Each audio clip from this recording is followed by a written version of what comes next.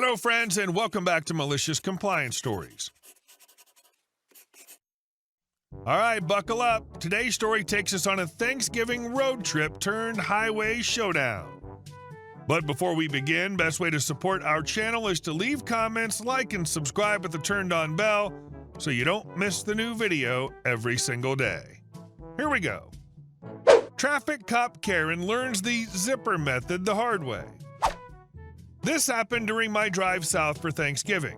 I was on the highway when I saw a sign indicating a lane closure, left lane closed ahead, merging into a single right lane due to construction. I'm a firm believer in the zipper method, which means using all lanes while they're available and merging at the last possible point. I was in the left lane, moving at a crawl in bumper-to-bumper traffic going about 5 to 10 miles an hour.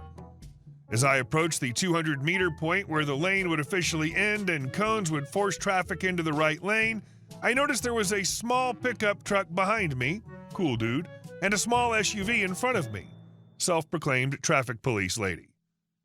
Now, traffic police lady wasn't a fan of the zipper method. She decided to camp her car in the left lane next to another vehicle, keeping pace with them.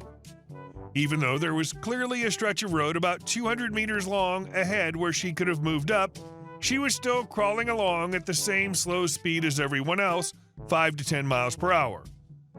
I was starting to get irritated, so I flashed my lights at her, still daylight so it was clear, to try and encourage her to either move over or take advantage of the available lane. I could see her face in the left side mirror and she was smirking. She knew exactly what she was doing. That's when I noticed the cool guy in the pickup behind me. He was getting fed up too and decided to make his move. He merged into the right lane and positioned himself so close to the bumper of the car traffic police lady was camping next to that she wouldn't have any space to move into. It clicked in my head, he was trying to get some revenge. I figured I'd join in on the karmic justice, so I merged into the right lane as well, right behind cool guy's truck. I made sure to position my car just close enough to his bumper so that traffic police lady wouldn't have room to sneak in. As the lane came to its end and the cones started forcing everyone to merge right, it became clear that there was no room left for traffic police lady to get in. At that moment, I couldn't help but let out a malicious chuckle. Mwahaha! She was stuck. No way to merge without squeezing in between the truck and me, and that wasn't going to happen. Traffic police lady realized what was going on, and of course she was not happy. The horn blared, her middle finger shot up in the air. She was furious, but she had no choice but to merge behind me. I was grinning to myself, thinking how she had been outmaneuvered. Cue more malicious chuckling. She was still seething, flipping me the bird as she merged behind me.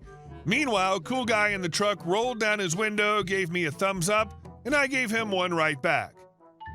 It felt good to know that someone else was on the same page. As if her day couldn't get any worse, traffic police lady ended up exiting the highway soon after, but of course she wasn't done. As she took her exit, she honked her horn again. I just gave her a nice neighborly wave.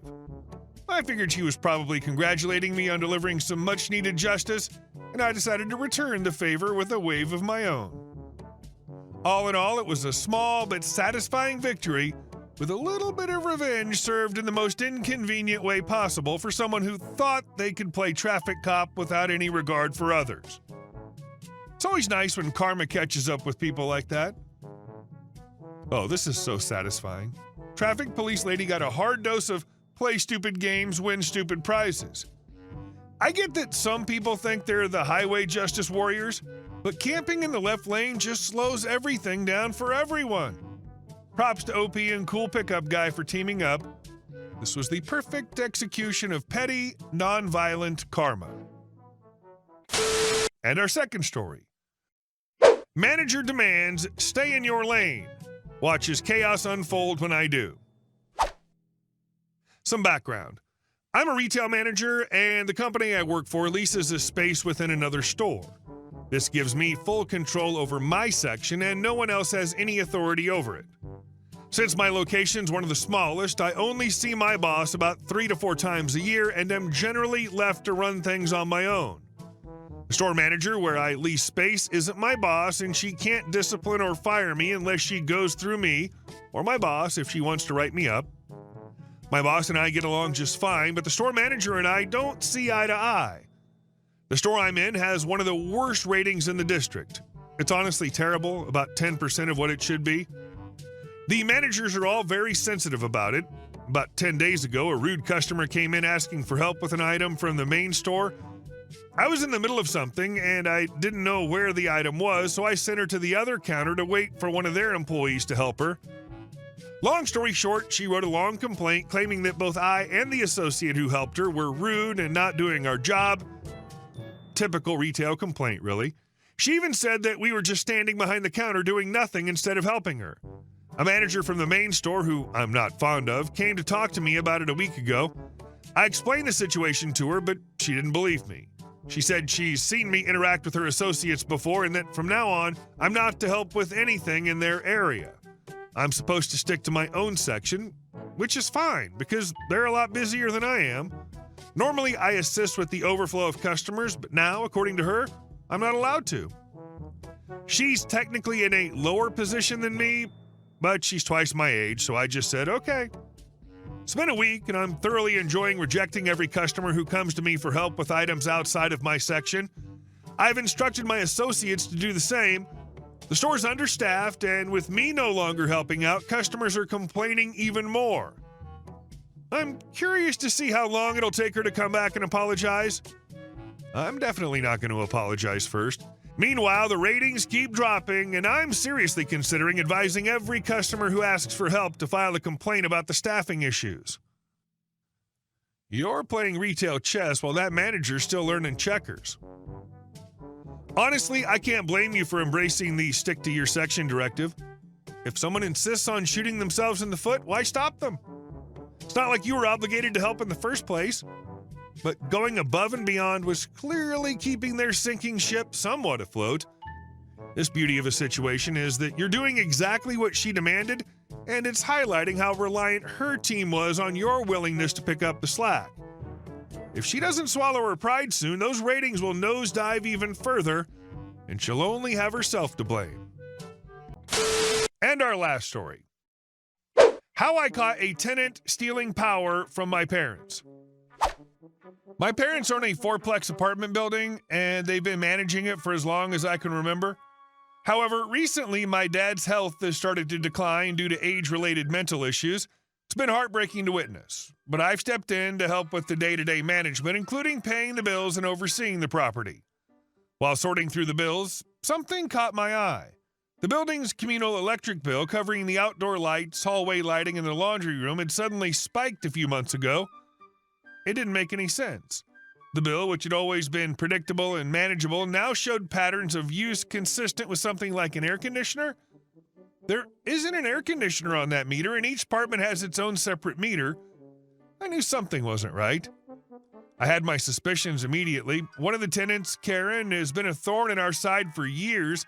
She's caused minor issues before, complaints from neighbors, ignoring lease terms, and always finding ways to manipulate situations to her benefit. Despite this, my dad, ever the optimist, always gave her the benefit of the doubt. I didn't have concrete proof yet, but my gut told me she was behind this. I started investigating. First, I looked for obvious signs of tampering, extension cords, extra outlets, anything out of place. But there was nothing in plain sight. The outdoor meter seemed fine, and I couldn't see anything unusual around the building. Then it hit me. The attic. The access door to the attic is right outside Karen's apartment. I realized she could have climbed up there when my parents were away and spliced into the communal line to power her own apartment. It was time to call in the professionals. I contacted the electric company and explained the situation. They sent out a technician to investigate, and when they finished their inspection, my suspicions were confirmed. Karen had indeed tampered with the building's wiring. She had illegally connected her apartment to the communal meter, essentially stealing electricity and leaving my parents footing the bill. I was livid.